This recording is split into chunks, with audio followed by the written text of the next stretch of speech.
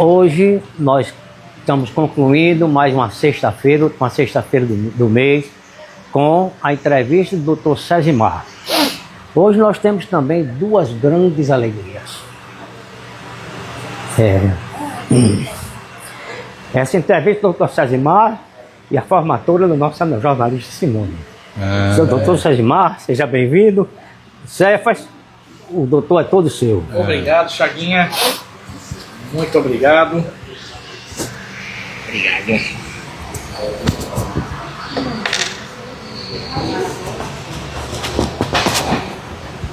Pronto. Um abraço para todo mundo que está acompanhando no Instagram do CIMED. E estamos ao vivo no Facebook Cefas Carvalho. Vou fazer aquele discurso de sempre. Eu sou o jornalista Cefas Carvalho. Estamos aqui no Bardalos Comida e Arte, no centro de Natal, começando mais um programa Conversa de Botequim. Toda sexta-feira um bate-papo com alguém que faz algo relevante para Natal e no Rio Grande do Norte. E como você pode ver, estou aqui com o médico Cesimar Severiano, médico referência no Rio Grande do Norte, que vai falar sobre medicina e muito mais coisas. Doutor Cesimar, bem-vindo ao Bardalos e ao Conversa de Botequim. Obrigado pelo convite, é um prazer estar aqui nesse local tão agradável. E vamos falar sobre pouco de mim, muito de medicina, muito da história do Rio Grande do Norte, dos Beatles e... De vinhos. Vinhos, café, né? Café também.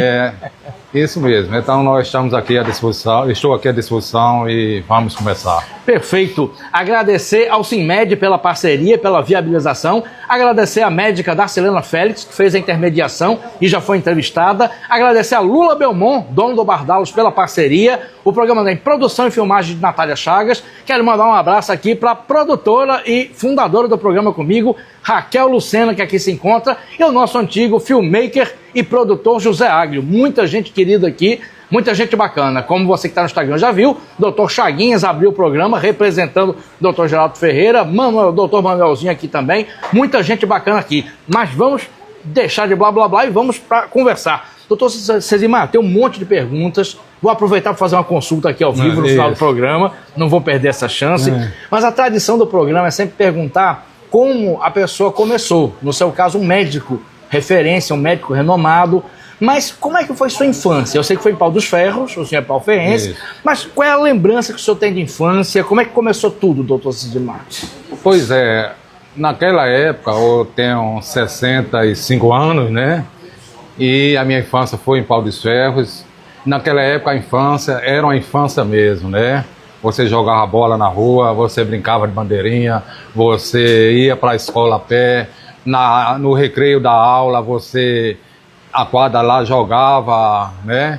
E essa foi a infância. Só uma pergunta, os seus pais faziam o quê?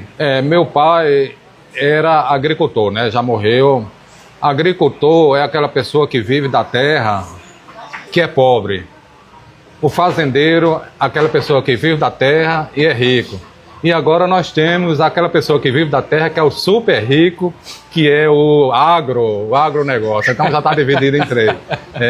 Então, quando ele diz, é agricultor, já sabe que é uma pessoa pobre. Ele criou 12 filhos, né? Meu irmão mais velho, não, mais próximo do mais velho, era médico, é médico. E a gente começou a se espelhar nele. Mas no interior, naquela época, o padre, o juiz, o médico, então a gente ou queria ser padre, ou queria ser juiz, ou queria ser médico. E a profissão boa para pobre é médico. Porque eu gosto de dizer o seguinte, para pobre, a profissão é médico. Para rico não, é administração, publicidade e tal. Engenheiro. Porque se você faz administração e tem dinheiro, tá garantido, porque vai para Harvard, vai ser tal, e você vai. Agora, se não tem, coitado. Agora, medicina não. O povo faz e no outro dia tá lá trabalhando. Hoje não enrica, mas dá para viver, de viver bem.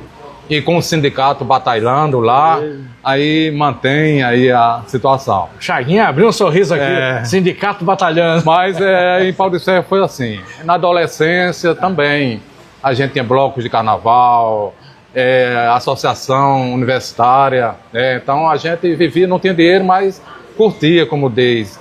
Carnaval, a gente passava o ano fazendo festa, promoções, e tinha dinheiro para o carnaval, para fantasia. O senhor era então um jovem extrovertido. Ah, era. Alegre, extrovertido. Exatamente, e todo mundo no mesmo nível, né? Todo no mesmo nível. E morei em Paulo dos Ferros até 74. Com 14 anos vim morar na casa do estudante. Veio sozinho. Não, teve um irmão que me ajudou bastante, Lúcio, né? Que ele já estudava aqui. E eu vim com ele, estudei no Xuxo, né? 2 anos. Consegui uma bolsa no CPU, naquela época, CPU. Sim. E era o curso pré-universitário e passei, e através disso e entrei na universidade. Na universidade eu fui morar na residência. Repare bem a importância do poder público, né? Eu vim da escola pública em Paulo Ferro, vim para Natal, morar na casa de estudante, que era um apoio público, estudar numa escola pública, depois fui para a universidade, morar na residência universitária. Sim. Ou seja, se não tivesse o apoio público, eu acho que eu não teria, muito provavelmente eu não estaria aqui, porque não tinha onde morar. Por exemplo, lá em casa são 5 homens e 7 mulheres. Os homens se formaram em medicina, farmácia e tal, e as mulheres tiveram que se formar lá. Por quê? Porque não tinham como vir morar. Sim, em Natal. Em Natal, então tiveram que ficar. Então os homens vinham e as mulheres ficavam, entendeu? Nossa. E somos, meu pai é semi-analfabeto, mas são 3 médicos.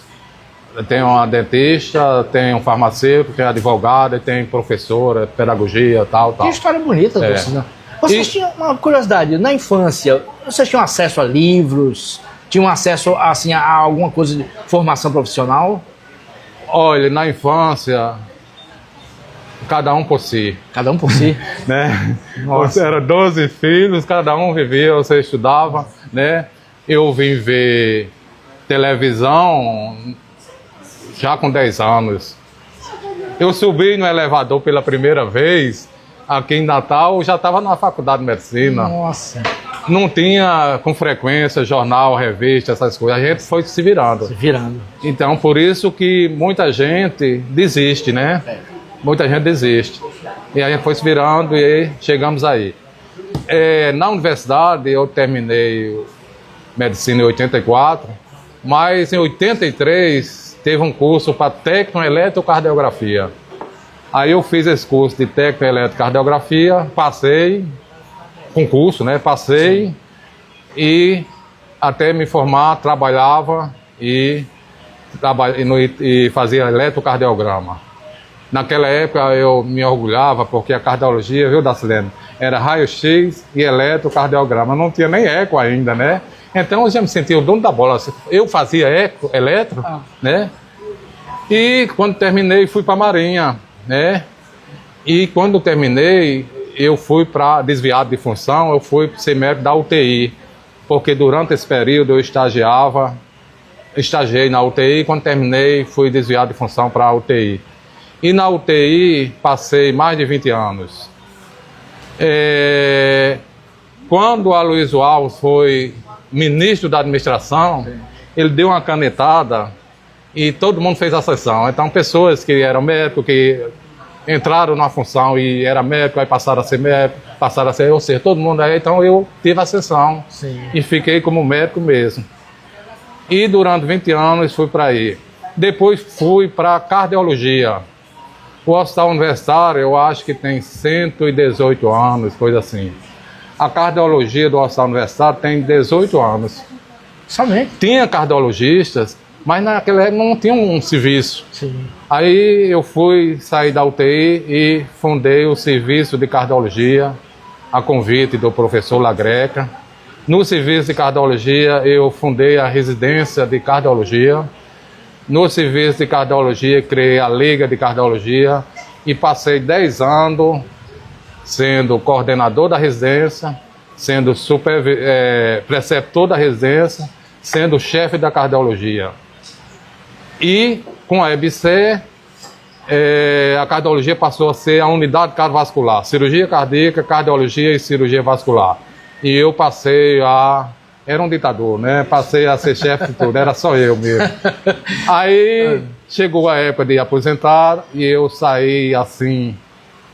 Eu tenho até certo ponto uma frustração Porque no momento que eu estava mais maduro, que eu tinha tudo a dar, aí tive que sair. Mas por que teve que sair? Porque, na realidade, não foi... Eu tinha 60 anos e com a EBSER, ela mudou muito o esquema. Sim. Ou eu saía, ou eu deixava a minha vida privada. Eu queria os dois. Sim. Mas se eu já podia me aposentar e ganhar aquilo, por que eu ia cancelar a minha vida privada? É verdade. Entendeu? Então eu me sinto assim, magoado com isso. Que pena. Magoado com isso. Mas foi muito bom. Doutor Cesimar, a história é maravilhosa. Deixa eu fazer só umas voltas ao tempo para a gente pegar umas coisas interessantes. Quais são as suas recordações da época da Casa do Estudante? Todo mundo que eu entrevisto que fala da Casa do Estudante tem histórias boas, engraçadas, divertidas. Qual é a sua recordação? Tem. A Casa do Estudante é um ambiente coletivo, né? Então, quando a gente chega, vai entrando na Casa do Estudante, olha bem como era o mundo daquela época, o mundo hoje. Quando você vem com aquela mala de madeira, entrando na Casa do Estudante, dizendo, fera, fera, recepção, eles gritavam, fera, fera, bullying, né? É bullying, é. Hoje, né? E a gente não desistia, qualquer coisinha era fera, fera. Que era o calouro, né? O calor estava chegando. chegando. E inicialmente morava no Purão, lá tem um Purão, e à medida que ia conseguindo um local melhor, ia para um apartamento, um quarto, né? Que o quarto moravam 8, 10 pessoas em beliche. E uma lembrança do ambiente coletivo é que lá a gente come a mesma coisa e quando adoece todo mundo. Todo mundo perto do outro, né? Então, veja bem, em relação à alimentação, se a alimentação estiver estragada e der uma diarreia, todo mundo com diarreia. Aí qual o problema? Banheiro que não tem suficiente, banheiro coletivo. Aí você com a dor de barriga lá na fila e outro lá também e não saiu e era assim. Mas era bom. O senhor fez amigos lá? Hein? O senhor fez amigos lá? Fez. Era bom, a gente sofria junto. Mas naquela época, no primeiro andar, tinha uma biblioteca grande com muitos livros. Tinha manchete, revistas, jornais, tudo tinha naquela época. Eu acho, assim, é uma tristeza a Casa do Estudante estar fechada. Mas tudo bem que pode ter motivos para não mantê-la. Mas aquela Casa do Estudante deve ser transformada num museu. A revitalização do centro, né? Exatamente. Um museu da mulher norte-rio-grandense, porque nós temos mulheres rio-grandenses. E um museu que contasse a história da Casa do Estudante. Que ela foi hospital, foi quartel, teve a intentona comunista, que ela cheia de bala. Fotos das pessoas que depois ficaram famosas. Muitas pessoas importantes viveram ali naquela Casa do Estudante e saíram dali. História. Nós temos François Silvestre, né? Exatamente. Que foi preso lá, todo mundo admirava porque ele fez um discurso no governo Cortez Pereira, todo mundo chorou, a mulher desmaiou, aquele negócio todo, ele era muito. E qualquer coisinha que tinha, a polícia chegava na Casa do Estudante e prendia François Silvestre. Entendeu? Então foi um momento bom, eu não achei ruim não, eu vivi, sofri, aprendi. E eu acho que faria tudo de novo. Que bom. Doutor Cesimar, e o começo da sua vida profissional? Teve problemas? Foi melhor do que o senhor esperava? Como é hoje, depois desse tempo, a sua avaliação? Quando terminei, eu fui para a Marinha. E passei 2 anos na Marinha. Foi bom. Mas, ao mesmo tempo, eu era médico da UTI do Hospital Universitário, porque tinha feito a sessão e tal. Então era plantão, dava para fazer. Foi bom, não tive problema. Mas a vida militar não é aquela coisa. Para quem é militar, com certeza deve ser muito boa. Mas você, médico, que não vai fazer carreira na vida militar e misturar medicina com a vida militar, às vezes a gente entra em conflito. E eu fui para... Quando estava na Marinha, o médico do Fuzileiro Naval foi embora, transferido, e eu fui para o Fuzileiro Naval. E nessa época eu desfilei no 7 de setembro, mas não era tenente e tudo, mas desfilei a pé. Ninguém me conheceu porque de camuflado toda, de 5 horas da manhã chegar ali no auxiliador e a pé. Que foi uma experiência também, eu acho, boa, não foi ruim não. Então tudo que a gente na vida tem que ver as coisas boas. As coisas ruins a gente deixa para lá e aproveita as coisas boas. Aí assim a gente vai aprendendo. Eu nunca tive problemas com pacientes, porque eu sou discípulo de Willie Osler. Willie Osler é um médico da medicina moderna, é o Hipócrates da medicina moderna, Sim. que era um cara muito humano, e ele dizia, para ser um bom médico tem que aprender medicina e ter 3 H, humor, humanidade e humildade. Então, se o médico trabalha com humor, humanidade e humildade, ele não tem problema. Não tem problema. Muitos pacientes, ele quer só o seu apoio, seu abraço, dê um abraço, aperta a mão dele, né? Sim. Entendeu? Dê um abraço, aperta a mão, e muitas vezes é isso que ele quer, né?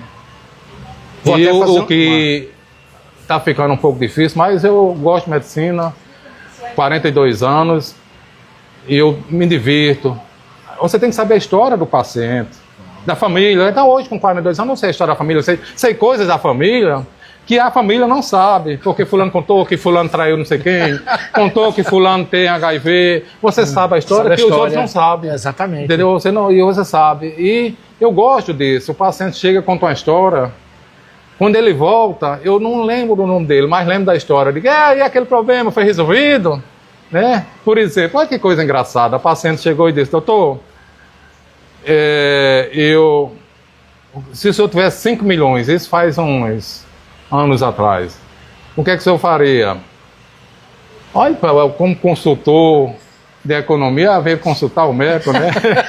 Aí eu disse, olha, aí eu baseado nessa coisa que a gente vê, não, eu dividia, eu colocava uma parte, aplicava uma parte, comprava isso, agora propriedade não comprava não, que tem futuro não. É porque nós temos um prédio, um negócio, e naquela época do turismo, a ruma de holandês querendo comprar tudo, aí ofereceram dinheiro e eles mas meu marido quer comprar uma fazenda. Eu disse, pois é, eu acho que tem futuro não. Mas o que eu quero dizer é o seguinte, que quando ela voltou, muito tempo depois, eu digo, e aí, foi que vendeu, até comprou, como é que tá? Os 5 milhões. O retorno. Ela disse, não, doutor, a gente desistiu, tal. Ou seja, é interessante isso. Sim. Às vezes o paciente quer só ouvir. Quando eu que tenho esse tempo de medicina, o paciente chega, passa 15 minutos, conversando, contando tudo. Aí você já sabe tudo dele e ele não tem nenhuma queixa importante, nem nada interessante. Aí você vem aqui, examina, vira a pressão, tem mais. Doutor, só eu vim aqui eu melhoro. Ele só queria conversar. Só queria conversar. Que maravilha, já tem comentário aqui. Moacir Potiguar, nosso entrevistado da semana passada. Boa noite, acompanhando essa grande entrevista. Moacir Potiguar, que também estudou na Casa do Estudante e também contou a história sobre François Silvestre. Devia convidá-lo aqui. Ele foi da semana passada. Ah, foi? Só não foi no Bardalo, foi no outro parceiro que é o Mestiço. Porque tinha que ter cuidado para a polícia não vir prender ele. Não, desculpa, convidar François. A gente já convidou, ele pediu para ser lá pro final do ano. Ele tem muita história. Muita história. E é escritor também, né? Ele escreveu e... História política que a gente precisa ouvir, porque eu vejo o seguinte, acho um absurdo discutir político. Porra, discutir político? Não, discutir política é saudável, agora discutir político não vale a pena, termina em confusão. Então, você chama uma pessoa para discutir política... Política, aí sim. Sim, agora para discutir político não vale a pena discutir. Vale mesmo não. Vamos continuar em relação à sua carreira profissional. O senhor chegou a trabalhar no Valfredo Gurgel? Eu trabalhei no Valfredo Gurgel de 87 até 2000 e pouco, quase uns 20 anos. Muito tempo. Muito tempo. E o Valfredo Gurgel, olha bem, que eu saí do Valfredo Gurgel, ainda não tinha o Cláudio Sarinho, o pronto-socorro. Sim. Então eu fui exclusivamente do Valfredo Gurgel. Trabalhei como plantonista e plantonista pronto-socorro, plantonista de UTI e enfermaria no Valfredo Gurgel. Todo médico que eu entrevisto aqui já contou histórias engraçadas, emocionantes do Valfredo. O senhor lembra de alguma coisa? O senhor viveu histórias curiosas no Valfredo? Tem histórias engraçadas, histórias até certo ponto, vamos dizer que não é tão engraçada, mas, por exemplo, uma que eu me lembro o paciente colocou um pedaço de madeira, fazendo lá, tal, e o bicho aspirou e tá lá. Dentro dele. E chegou no Valfredo e teve que ser operado, né? Meu Deus. Teve que ser operado. Aí, quando saiu, aí o médico disse, olha, era um pedaço de madeira, tal. Ele disse, doutor, será se ele não engoliu um palitinho e o bicho foi crescendo? Eu disse, pode ter sido. Pode ter sido isso. É. Eu pensei que o senhor ia dizer que ele tropeçou. Eu estava ajeitando o telhado, aí tropecei. Tem história, muitas histórias. Entre os colegas também tem muitas histórias. Naquela época era romântico, hoje não é mais, né? A equipe era entrosada. Silvério Gastro, né? Sim. Que é um cara que tem muita história para contar. E a Peri Araújo contou algumas aqui. Pois é, tem muitas histórias. É história emocionante. O senhor viveu alguma história que lhe emocionou?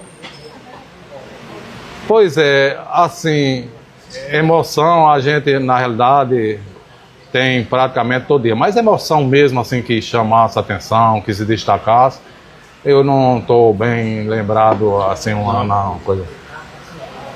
Vamos falar sobre a continuidade da carreira. O senhor agora, depois dessas 4 décadas, qual é a avaliação que o senhor faz da sua carreira profissional e do seu desempenho? Pois é, voltando ainda, quando eu saí do Valfredo, eu fui pro João Machado. Foi pro João Machado. Mas não fui ser internado, não. E passei 10 anos em João Machado. Inicialmente dava para aparecer na psiquiatria, e depois o João Machado começou a ser um anexo do Valfredo Gugel, e eu também dava para aparecer na clínica médica. Também um aprendizado, tranquilo. Lá tem história, né? Você consegue viver com ele. Se você com medo, é igual, desculpa o termo, cachorro. Se você tem medo do cachorro, ele lhe ataca, né? Se você não tem, ele não lhe ataca. Então lá... E tem uma coisa interessante que eu observei no João Machado. Tem a enfermaria masculina e feminina. Então eu comparava assim, mais ou menos, uma pessoa embriagada. Quando entrava na enfermaria feminina, é igual a mulher embriagada. Querendo... Aconteceu o quê? Saiu não. Saiu não? Querendo agarrar, tal, tira a roupa, igual a mulher embriagada. Aí quando você chega na enfermaria do homem, é igual o homem embriagado. É brabo. Então, entendeu? Mas uma coisa que me marcou muito no João Machado, e já foi no final, olha que coisa absurda. Absurda porque é uma coisa de política de saúde pública. Eu fui dar o parecer de um rapazinho, lá, rapazinho não, já uns 40 anos. E tal. E sua mãe? Aí, o cardiologista pergunta a história. Mamãe morreu. Morreu de quê? Eu matei. Que isso? Aí mudei de assunto, né? E quando ele saiu, ela saiu, a enfermeira disse, olha que coisa mais louca. Ele disse, doutor, ele adorava a mãe dele. Mas morria de medo de caranguejeira. Então ele fez um surto psicólogo e viu na mãe dele uma caranguejeira. Que isso? Aí matou a caranguejeira. Matou de paulada. Que história horrível. Olha que coisa. Aí em seguida foi na delegacia e disse, melhorando, e contou isso. Tive um surto. Então, veja bem, que coisa mais absurda. Um cara desse, esquizofrênico, volta ao normal. Como é que ele pode viver? Não. Entendeu? Agora vem a questão da saúde pública. Falta de assistência, falta de remédio. Porque quem mata é o pobre, esquizofrênico. Por quê? Porque falta o remédio, não tem um remédio adequado. Aí ele tem um surto e bota fogo na casa. O rico tem remédio, tem tudo, não mata. Não tem surto. Você já viu algum rico? O rico, a gente não sabe nem que ele é esquizofrênico. Porque ele tem uma vida normal, tudo normal, tomando remédio. E o pobre só vive se internando, só vive... Por quê? Porque não tem remédio, não tem apoio, não tem nada. Isso é uma coisa simplesmente... Né? E esse exemplo aí, eu tiro ele... Se tivesse medicação, não tivesse faltado assistência, ele não teria matado a mãe dele. Aí ele matou a mãe dele, num surto. Aí agora, depois que sai do surto, a mãe dele que ele adorava, não dá para voltar a ser normal. Entendeu? Teve um caso lá, esse foi antigo, tem uns que moram lá permanentemente, eu acho que ele até morreu. Ele matou a mãe, esquartejou e foi vender na feira. Ah, que é isso? Isso há uns 50 anos atrás. Isso não foi coisa recente, muitos anos atrás. Entendeu? Então tem essas coisas. Por isso que tem que ter assistência. Tem que ter. Tem que ter onde pegar o remédio. Tem que ter... Entendeu? Não pode. Eu ia fazer uma pergunta sobre isso, mas isso aqui eu tenho que ler. Uma mensagem aqui de François Silvestre. Tô assistindo, viu? Aí, François, tá assistindo. O convite está ressaltado aqui, viu, François? Se aceitar ser entrevistado vai ser uma alegria. Doutor Zezimar, eu ia lhe fazer essa pergunta mais para o final, mas aproveitando isso, qual é a avaliação do senhor sobre saúde mental atualmente? A impressão que eu tenho, e é só uma impressão de leigo, de jornalista leigo em medicina, é que parece que as pessoas estão, cada vez mais as pessoas estão adoecendo mentalmente, embora as histórias que o senhor contou foram de anos atrás. Mas hoje, de uma maneira geral, as pessoas estão agressivas demais, elas brigam por qualquer coisa, elas se expõem muito. Eu lhe pergunto, qual a sua avaliação sobre a saúde mental coletiva? Eu, na realidade, não sou exatamente a pessoa para falar detalhadamente, mas o que a gente observa é que é um problema de grande. No consultório, a gente vê a quantidade de pessoas que usa a medicação, é muita gente. E muita gente, adolescente, tomando medicação, tal. Então, essa questão de ansiedade, essas doenças mentais. E a gente também começa a se preocupar com a nossa saúde mental.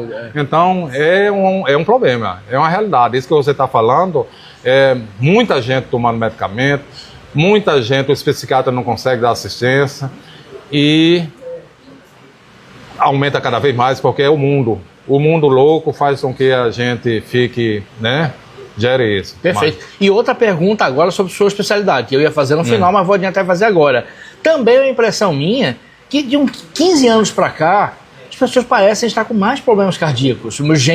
Tem gente da minha idade morrendo de infarto, tem gente mais nova que eu, políticos, artistas, infartando, problemas cardíacos. Isso está acontecendo, doutor Zezimar? Tá. Por quê? Repare bem, eu costumo dizer o seguinte, quando eu era adolescente lá em Pau dos Ferros, 30% das mortalidades era infarto. Aí eu digo, vou ser cardiologista porque eu vou ter que diminuir esse negócio, né? E modernizou, apareceram muitas coisas e hoje continua 30%. Ainda é 30%. De mortalidade. Mas acontece que também apareceram outros fatores de risco. Então vamos dizer uma coisa bem simples. Basta você ter uma barrigona grande, essa pessoa tem alto risco, muito provavelmente, se for a ver, só porque ela tem aquela barriga grande, cheia de gordura, mas isso aqui não, de ter um evento cardiovascular. Eu tenho esteatose hepática. Esteatose hepática, a pessoa que tem a esteatose hepática tem alto risco de ter infarto, AVC, entendeu? Então aquela pessoa que se sente saudável, muitos deles que estão andando aqui, são de muito alto risco, de ter evento. Por exemplo, se você tem um colesterol chamado LDL de 190, você não tem nada. Só esse colesterol é de 190. Corro, pratica esporte, tal, 190. Você é considerado de alto risco de ter um evento cardiovascular. Se você não tratar, qualquer dia você pode ter um evento cardiovascular. Então, o sedentarismo, a questão mental, a obesidade que está destruindo todo mundo. E uma coisa também muito importante são os multiprocessados. Multiprocessados. A gente hoje só come multiprocessado. Vou até aproveitar. Isso aqui é queijo de coalho, não é multiprocessado, não. Mas é processado, né? Então, os multiprocessados são... Seria salsicha, fast food? Tudo que de embalagem. É claro que não é tudo, quase tudo.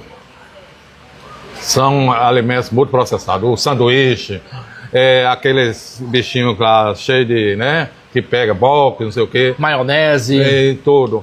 Tá. E eu costumo dizer ao paciente o seguinte, a gente tem que comer alimentos que têm casca e não embalagem.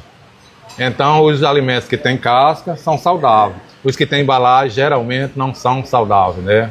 Não são saudáveis. Então, muito aí. O pessoal...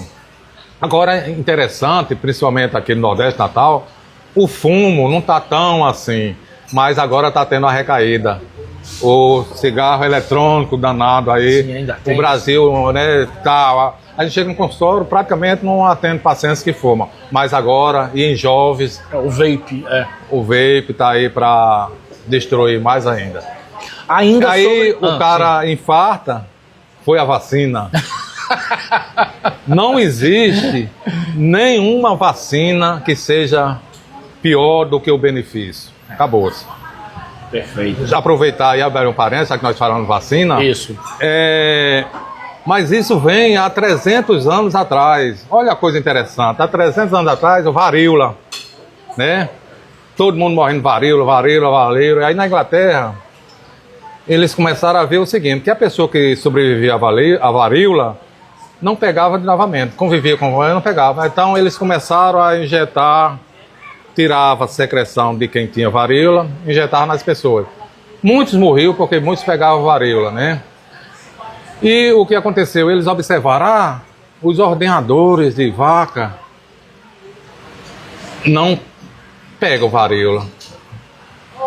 Aí eles foram ver, e as vacas têm a varíola bovina, que não causa doença no humano. Aí eles tiraram, o cara tirou, olha que coisa, se fosse hoje era uma coisa absurda, tirou a secreção da vaca, injetou numa criança, que eu não lembro bem a idade, mas uma criança, e botou a criança para conviver com as pessoas com varíola. Com varíola. E as pessoas com varíola, e ele não pegou varíola. E aí aí criaram a vacina. Vaca. Então vacina vem de vaca, porque a origem da vacina veio da vaca em latim, entendeu? Aí naquela época dizia, não tome esse negócio, a varíola matando todo mundo, uma coisa terrível. Não come isso não, porque não você vai ficar berrando. Não tome isso não, porque não o seu filho vai nascer com 4 pés. Não, naquela época, inclusive médicos, como hoje, 30 anos depois, a mesma conversa. É o jacaré, né? Antes era vaca, hoje é jacaré. Então a varíola, a vacina vem de vaca. Vem de vaca. Uma história maravilhosa. É bem interessante você aprofundar isso. E na vacina no Brasil, Oswaldo Cruz teve problema. Teve a revolta da vacina no Rio de Janeiro. Olha, Oswaldo Cruz é uma das pessoas mais importantes da medicina brasileira.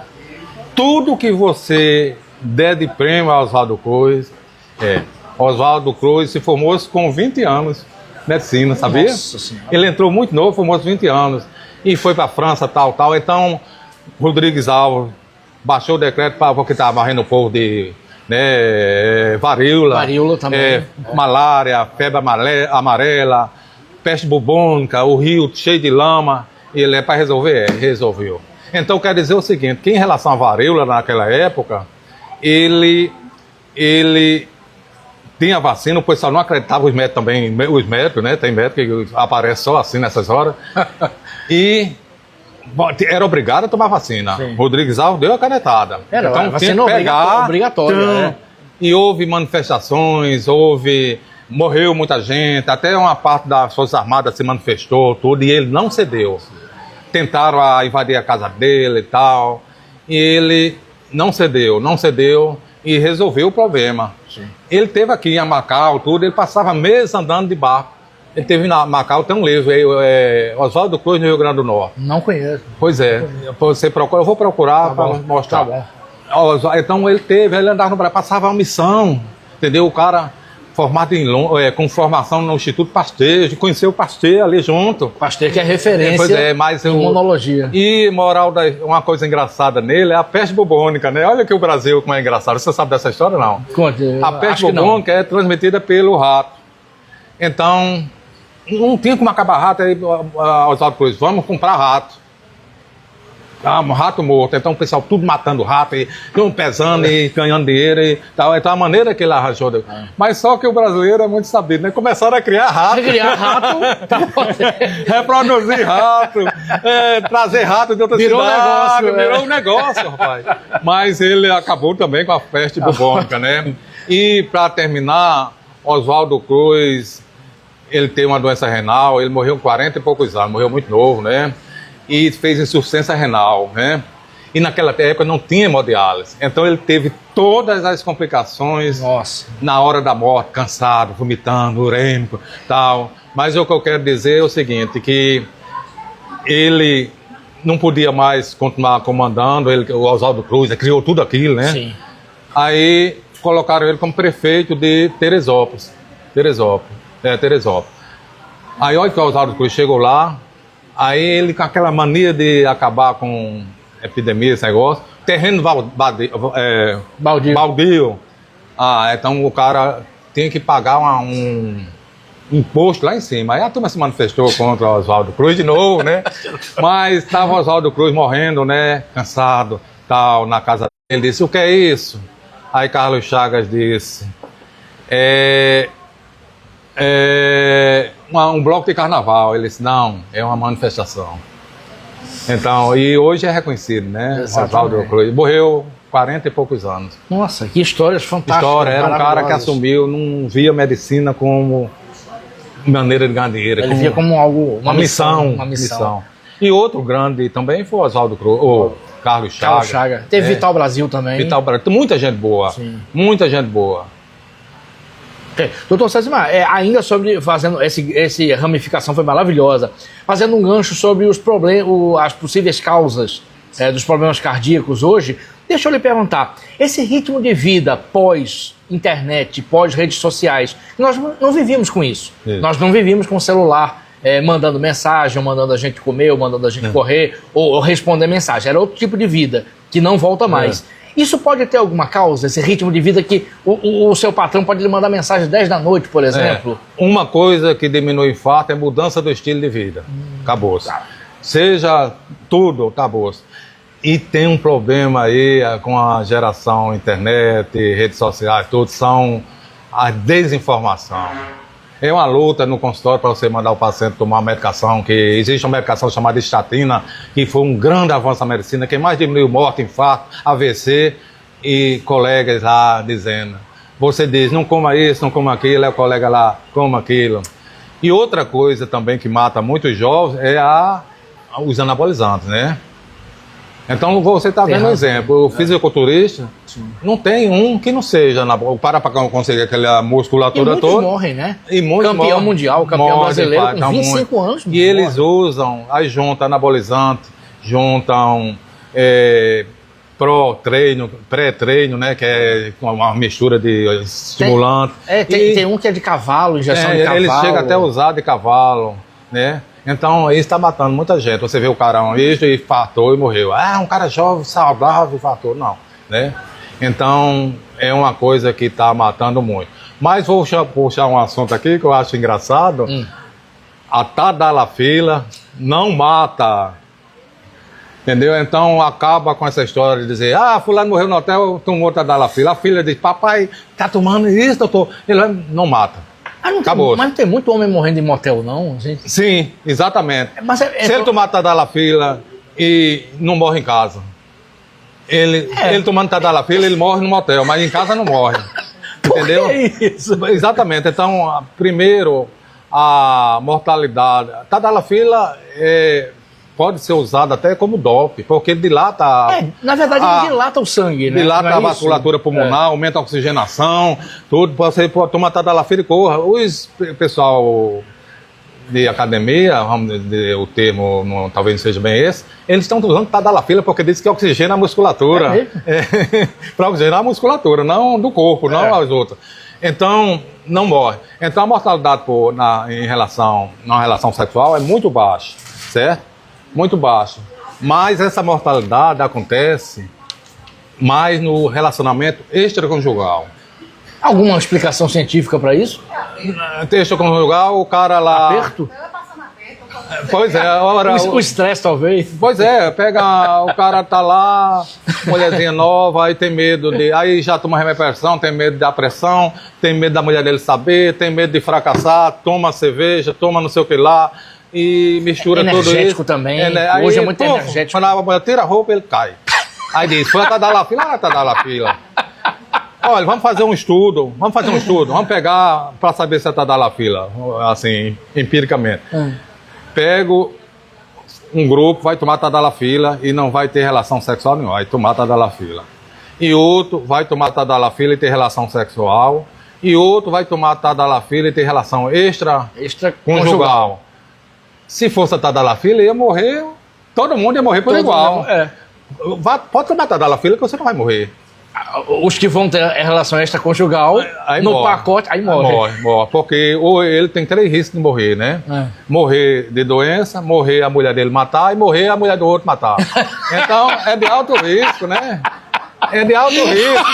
O cara quer escapar depois de uma dessa. Aí é o coração. Mas assim, voltando, a gente não vê, fulano morreu em casa, não. Morre no motel, é isso que eu falava. É o que a gente morre no descobre. Eu ia fazer uma pergunta sobre um assunto interessante, mas nossa produtora Natália Chagas está fazendo uma pergunta. Ela que é filha de médico.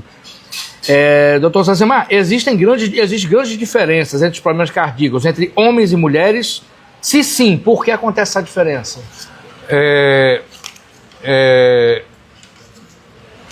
Antes da menopausa, os homens infartam mais, entendeu? Depois da menopausa, as mulheres igual ou ultrapassam, entendeu? Acredita-se que o hormônio da mulher proteja ela. Mas ela está perdendo essa proteção porque antigamente a mulher não trabalhava, não tinha estresse. Não, hoje ela sai e está tendo estresse. Então, cada vez mais ela está avançando. Pontos que podem gerar. Mas tem mais viúvo do que viúva. Ainda tem. Tem mais viúva do que viúvo. Porque a mulher também se cuida mais. Queira ou não queira, se cuida. Era uma das próximas perguntas. O homem, ele é mais relaxado. Agora, quando é casado com a mulher e bota ele para ir ao médico, tal. Mas o homem não quer ir, não quer tomar remédio, quer tomar anabolizante, entendeu? Se for exame de próstata, então, aí é que o homem não vai.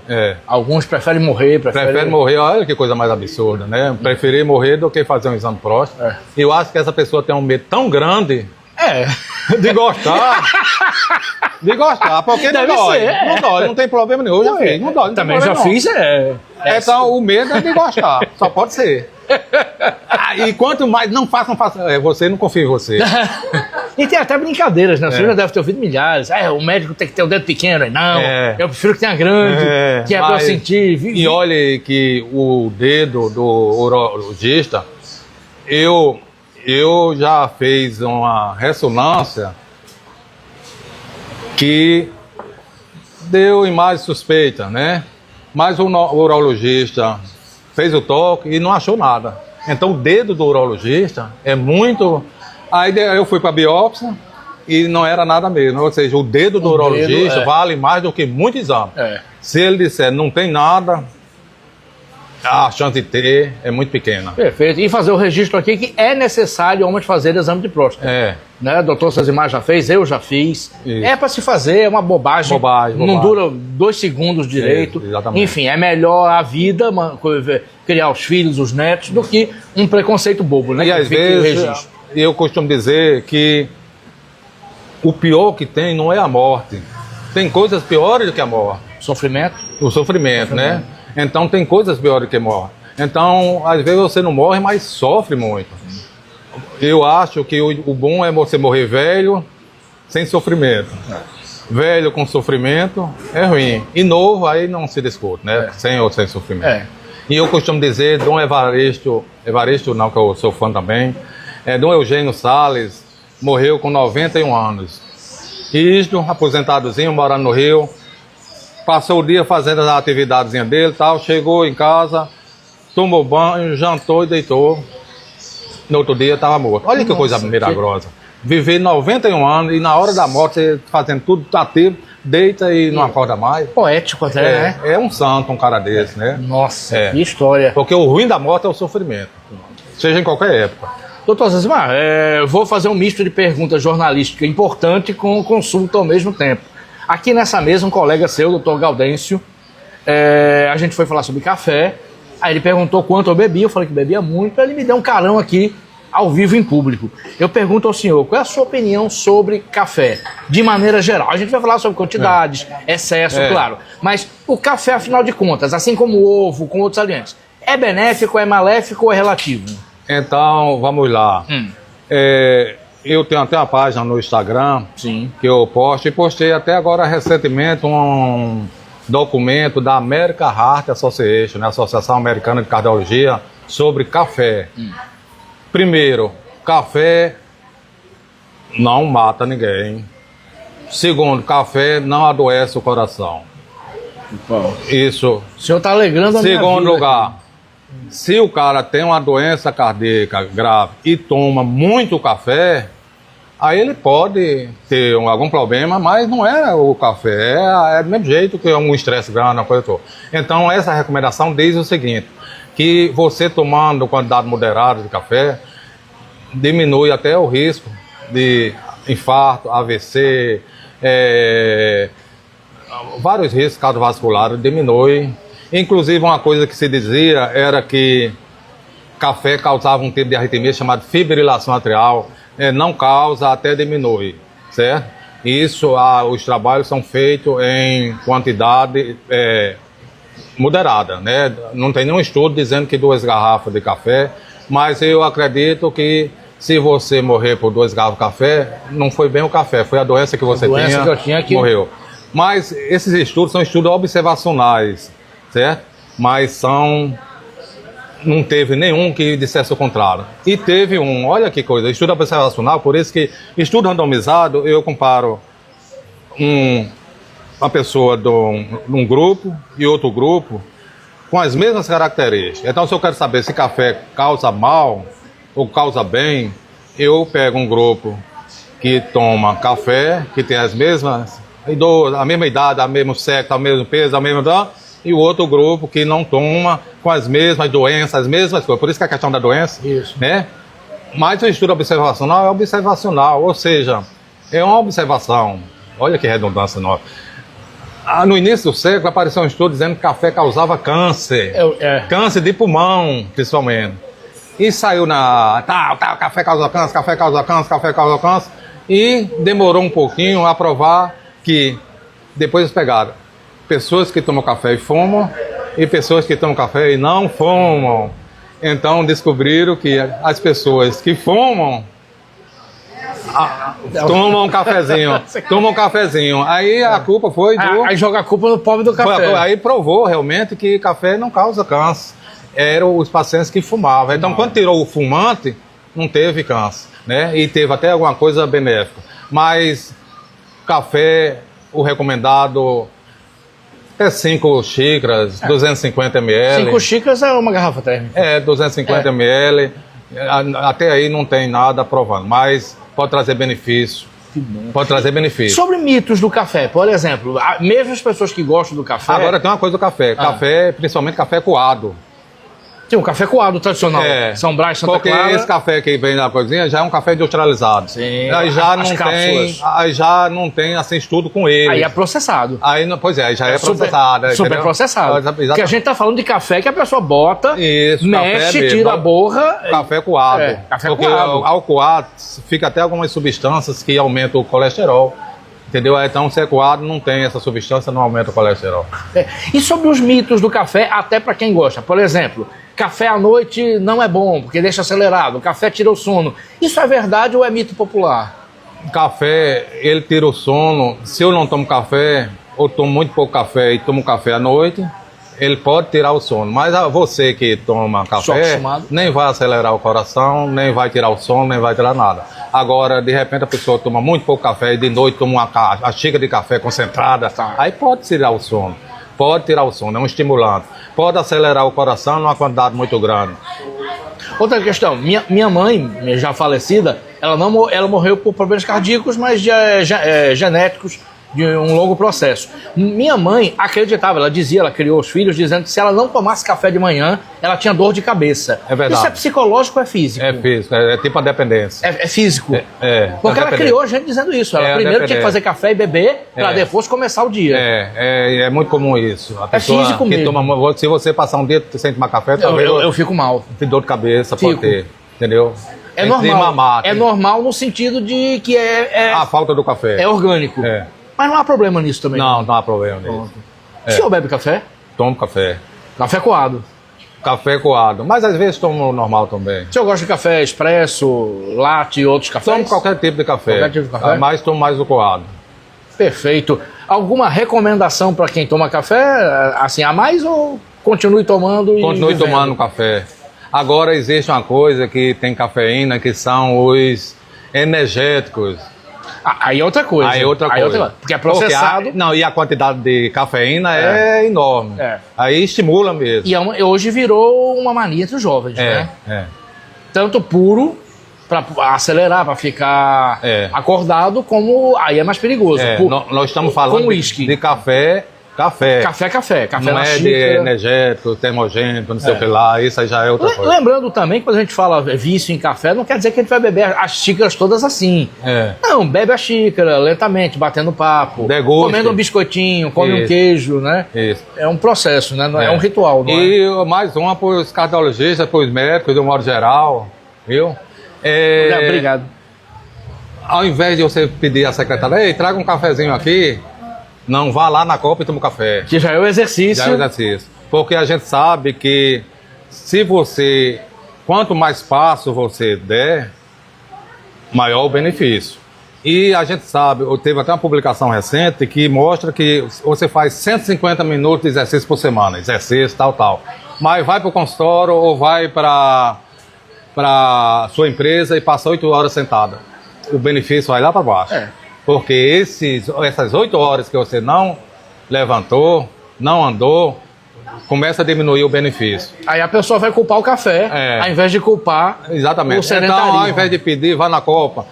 O médico terminou a consulta, tem mais, levanta e vá lá, deixa ele na porta e volta.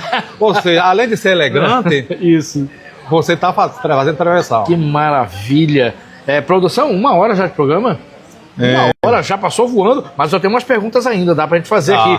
Além de café, o senhor gosta de vinho, que eu sei. Vinho.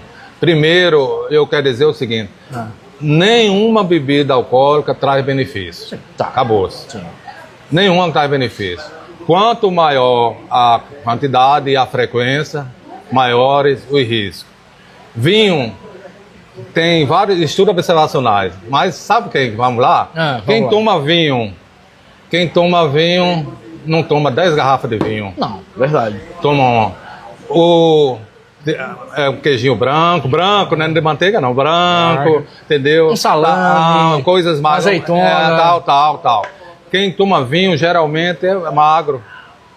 Não é muito comum. Quem toma vinho faz exercício. Italianos tomam vinho na refeição. Então essas pessoas têm um estilo de vida diferente.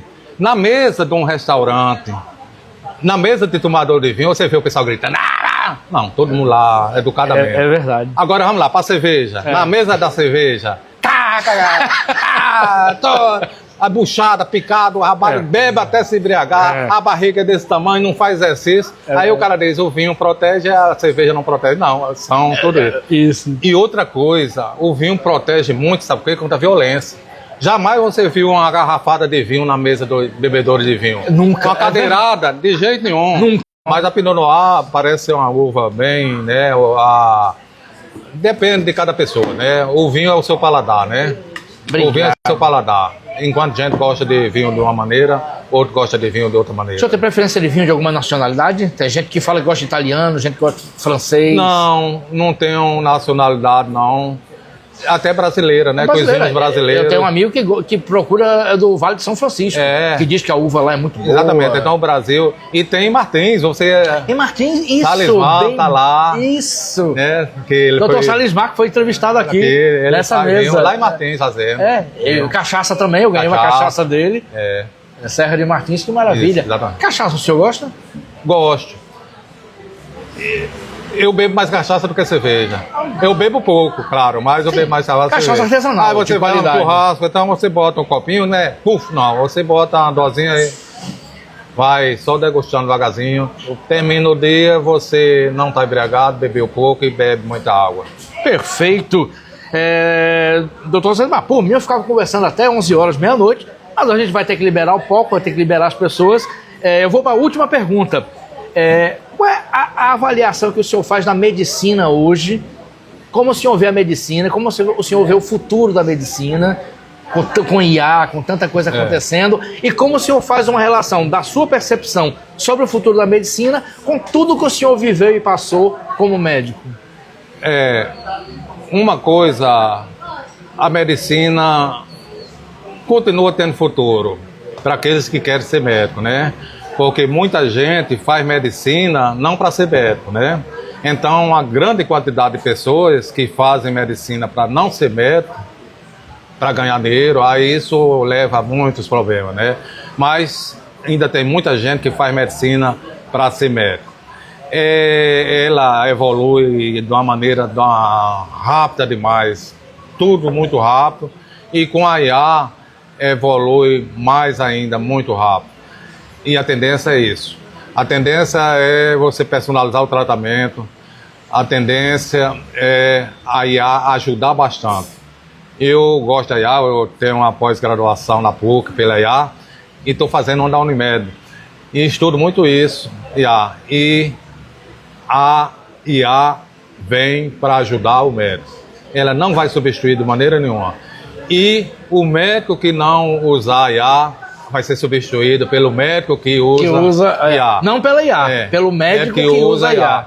E usar a inteligência artificial tem que saber usá-la. Tem aplicativos muito bons, algoritmos muito bons, tem tudo. Não é só ChatGPT, não.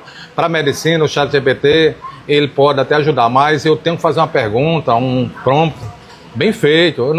Fale sobre vinho. Não, fale sobre vinho e doença do coração de acordo com as publicações em revistas de alto impacto, recomendações de autores de livro, de entidades médicas, tal. E no final me dê a referência, de preferência com link. Isso. Agora o cara fala sobre aí. Quanto mais boba a pergunta, mais boba é a resposta. Quanto mais detalhada a pergunta, mais detalhada é a resposta. Perfeito.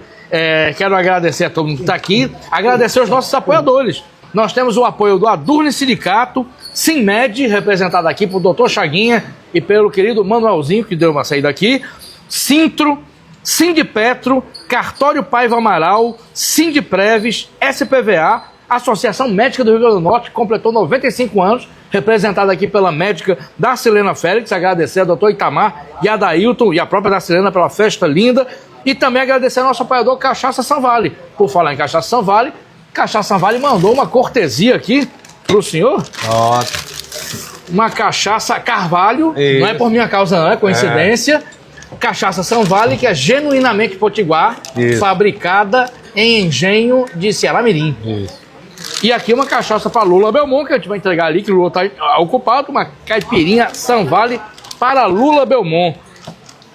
Repetindo, doutor Cezimar, por mim eu ficaria até tarde da noite, mas vamos ter que terminar o programa. Agradecer a todos e todos que estão aqui, agradecer a Lula Belmont pela parceria, agradecer ao senhor, obrigado por ter aceitado o convite, foi muito boa a conversa.